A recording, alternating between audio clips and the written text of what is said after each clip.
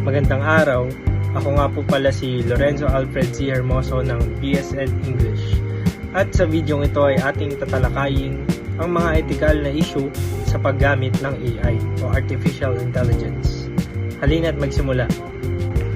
Ang mabilis na pag-unlad ng Artificial Intelligence o ng AI ay nagpapataas ng kahusayan at ito din ay nagbibigay ng mga makabagong solusyon sa ating mundo.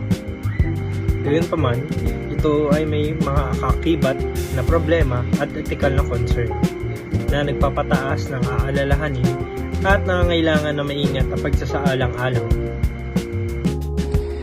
Ayon sa isang artikulo mula sa Arizona State University News na aking nalakap sa internet, narito ang mga maaring ethical na issue ng AI. Ang una ay ang pagkiling at diskriminasyon.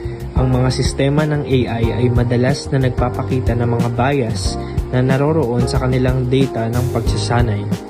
Nagtataas ito ng mga alalahanin tungkol sa pagiging patas at pagkakapantay-pantay.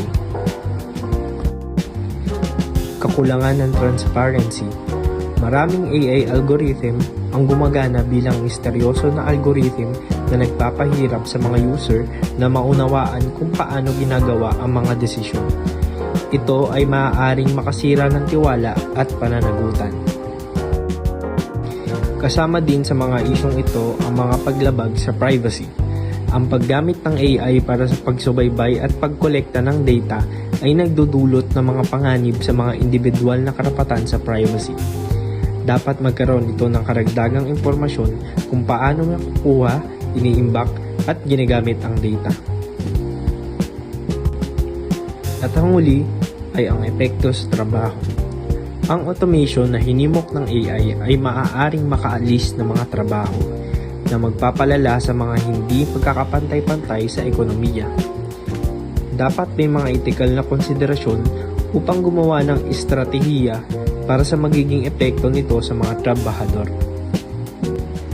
Di may pagkakaila na ang AI ay may hawak na napakalaking potensyal upang mapabuti at mapabago ang ating mundong ginagalawan. Ngunit, ito din ay maaaring magkaroon ng mga problema ukol sa etiketa na dapat nating tugunan upang matiyak at pamanatili ang payapa at makatarungang kinabukasan. Gumamit tayo ng responsable. Maraming salamat.